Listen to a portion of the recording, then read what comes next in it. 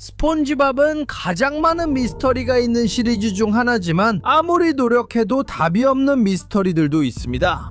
그리고 오늘은 이 미스터리들을 탐험해 볼 겁니다. 집게리아 2호점에는 무슨 일이 있었을까요? 우리 모두 2004년 스폰지밥 영화에서 집게 사장이 돈에 대한 욕심이 더 강해져서 두 번째 집게리아를 열기로 결정했다는 걸 알고 있습니다. 그리고 이 일은 정말로 비키니시티 전체에 관심을 끌었습니다. 심지어 뉴스에도 나올 정도로 엄청난 오프닝 행사가 준비되어 있었죠. 이 소식이 너무 커서 불쌍한 스폰지밥은 자신이 두 번째 집게리아의 매니저가 될 거라고 생각했죠. 우리는 이미 그 멋진 영화에서 무슨 일이 있었는지 다 알고 있죠? 그렇다면 결국 이 집게리아 2호점에는 무슨 일이 있었을까요? 우리는 그 이후로 다른 에피소드나 영화, 심지어 스핀오프에서도 그것을 다시 볼 수 없었어요.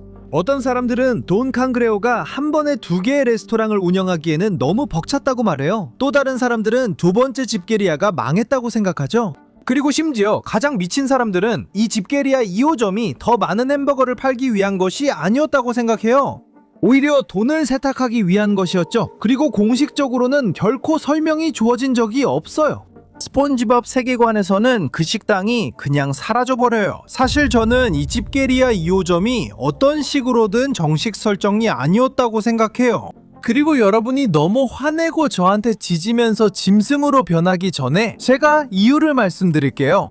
이 모든 건 넵튠과 관련이 있어요. 왜 여러 명의 넵튠이 있을까요? 스폰지밥 초반 시즌에서는 넵튠 왕이 위험이 있었죠. 그는 긴 갈기와 기가차드 같은 몸을 가지고 있었어요. 그러다가 스폰지밥 영화에서 넵튠이 등장하는데 완전히 대머리에 200kg은 더 찐 것 같고 완전히 망가진 모습이었죠. 그리고 나서 스폰지밥 구출 대작전에서는 완전히 다른 모습으로 등장하죠. 어떻게? 왜 그런 걸까요? 가장 논리적인 이론은 그의 디자인이 제작진이 주고 싶은 분위기에 따라 달라진다는 겁니다. 2004년 영화에선 그를 바보 같고 거의 이혼한 상태로 그려야 이야기가 맞았어요. 넙튠이나 기가차드는 그냥 모두를 박살내고 자기 성으로 돌아가서 게살버거를 먹었을 거예요.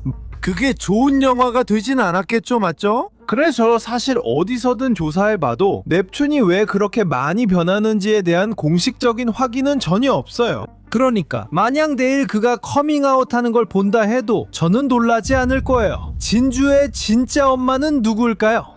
자, 설명해봐요. 어떻게 고래가 개의 딸이 될 수 있는지 설명해봐요. 진주는 입양됐거나 아니면 집게사장이 뭔가 정말 수상한 일을 한 거예요. 공식적으로는 집게사장이 진주의 친아버지라고 하거든요. 2000년에 나온 트리비아 책에서는 진주가 엄마를 닮았고 개가 진짜 아버지라고 언급돼요. 그렇다면 질문은 엄마는 어디에 있냐는 거죠. 우리는 그녀에 대해 아무것도 알지 못했고 사진 한 장에도 등장하지 않았어요. 일부 사람들은 엄마가 결국 집게사장의 게살버거 재료가 되었다고 말해요. 또 다른 사람들은 엄마가 단순히 집게사장이 욕심 많고 구두쇠였기 때문에 그를 떠났다고 말해요. 그래서 우리는 의문만 남게 되었죠. 사실 스티븐 힐렌버그 공식 제작자는 시즌 5에서 진주의 엄마에 대한 모든 이야기를 다루는 완전한 에피소드를 만들 계획이 있었어요. 하지만 그저 미스터리가 계속 살아있도록 그 에피소드를 취소해버렸어요. 그러니까 맞아요. 우리에게 진실을 알려주려고 했지만 그냥 이상한 이론으로 혼란스러워하라고 한 거죠. 그리고 여기 우리가 이렇게 이 영상을 만들고 있네요. 스폰지밥과 뚱이는 어떻게 친구가 되었을까요? 많은 사람들이 수년 동안 도대체 이 둘이 어떻게 친구가 되었는지 궁금해했어요. 하지만 사람들이 모르는 사실은 스폰지밥의 SB129 에피소드에서 그 답을 알려준다는 거예요. 왜냐하면 징징이가 얼어붙어서 2000년 후에 미래로 가고 다시 시간을 이동해서 결국 원시 시대로 가게 되거든요. 그리고 거기서 우리는 무엇을 보게 될까요? 둠불 시대 버전의 스폰지밥과 뚱이가 선사 시대부터 친구였다는 걸 알 수 있죠. 그리고 많은 사람들이 눈치채지 못한 사실은 스폰지밥과 뚱이의 우정을 영원히 이어준 사람이 바로 징징이라는 거예요.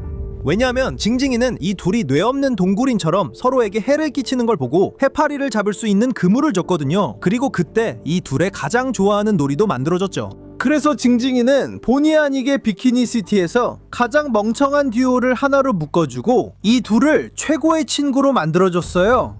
도대체 어떻게 물속에서 불이 날 수 있는 거죠? 이건 정말 많은 사람들을 궁금하게 만든 질문 중 하나예요. 아니 도대체 바닷속에서 어떻게 불을 붙일 수 있죠? 범죄자의 삶에서 스폰지밥과 뚱이는 무려 풍선의 날에 풍선을 훔쳐요.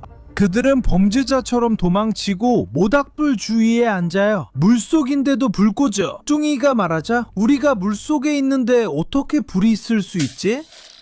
그리고 불을 보는 게 이번이 처음이 아니에요. 파티를 망치는 스폰지밥 편에서 스폰지밥은 초대장을 받지만 바닷속에 살아서 망가지고 바보처럼 놀리다가 아무렇지 않게 초대장을 태워버려요. 그들은 이게 말이 안 된다는 걸 분명히 알고 있어요. 그냥 그런 거죠. 그리고 그게 마음에 안 들면 어쩔 수 없는 거예요. 도라디 익스플로러를 좋아하니까 나한테 시비 걸지 마. 스폰지밥은 몇 살이에요? 자, 해면 동물은 거의 불멸에 가깝고 공룡보다 더 오래 살 수 있다고 해. 그렇다면 스폰지밥은 몇 살일까? 이건 꿈나라 여행 에피소드에서 알 수 있어. 그의 면허증을 보면 1986년 7월 14일에 태어났다고 적혀 있어.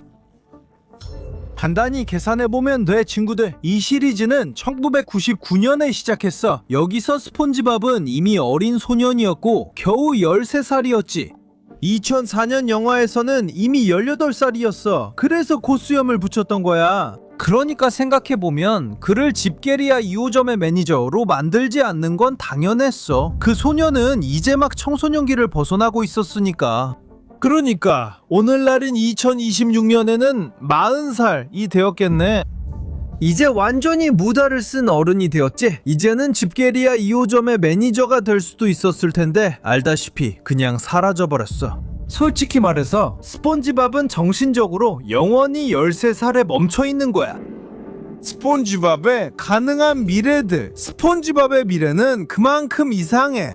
그리고 사실 스폰지밥에게는 미래가 하나만 있는 게 아니라 여러 개가 있어. 먼저 SB129 에피소드에서 징징이는 2000년 후로 여행을 가고 거기서 스폰지, 즉 스폰지밥과 마주치는데 그 주변에는 486명의 클론이 있어.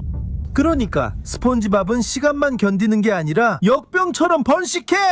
그리고 시즌5의 스폰지 에피소드에서 스폰지밥은 해파리들을 피해 도망치려고 혼자 살기로 해. 실패하고 결국 해파리들이 달라붙을 수 있도록 자기 자신을 본뜬 거대한 동상들을 만들게 돼.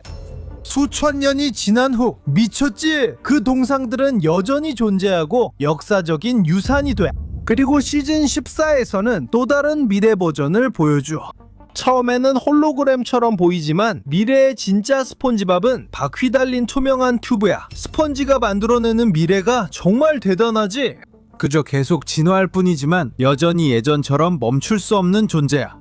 게살버거의 진짜 비밀 재료는 뭘까? 스폰지밥이 시작된 이후로 플랑크톤은 게살버거의 비밀 레시피를 훔치는데 집착해왔어. 이 다리가 달린 박테리아는 할 일이 아무것도 없어. 플랑크톤은 로봇을 만들고 변장하거나 병 속에 들어가고 노래로 스폰지밥을 조종했으며 집게리아를 어린이집으로 바꾸기도 했어. 그리고 항상 굴욕을 당하지. 그의 전투적인 순간은 플랑크톤의 군대 에피소드에서였어. 그곳에서 그는 온 가족을 모았지. 수백만, 수천만의 minicopias igual de locas que él. 플랑크톤들이 집게리아를 에워싸고 집게 사장을 붙잡아서 마침내 금고를 열게 돼. 그리고 그들이 이겼다고 생각할 때 레시피에는 비밀 재료가 바로 간 플랑크톤이라고 적혀 있어. 하지만 이건 집게 사장이 장난친 거라서 진실은 끝내 밝혀지지 않았어. 스폰지밥은 진짜 재료가 사랑이라고 말해. 다른 사람들은 게살버거가 개로 만들어졌다고 해. 왜냐면 이름이 모든 걸 말해주고 이제 더 이상 개가 없으니까. 그래서 여러분은 비밀 재료가 뭐라고 생각하세요? 만약 진실을 알고 싶다면 저희의 스폰지밥의 가장 어두운 이론들, 실제로 사실이었던 것들 영상을 보러 가세요. 거기서 진실을 밝혀드립니다. 자, 여러분, 이것이 스폰지밥의 모든 미스터리였습니다. 혹시 다른 미스터리를 알고 계신다면 댓글로 남겨주세요. 다음 스폰지밥 영상에서 만나요.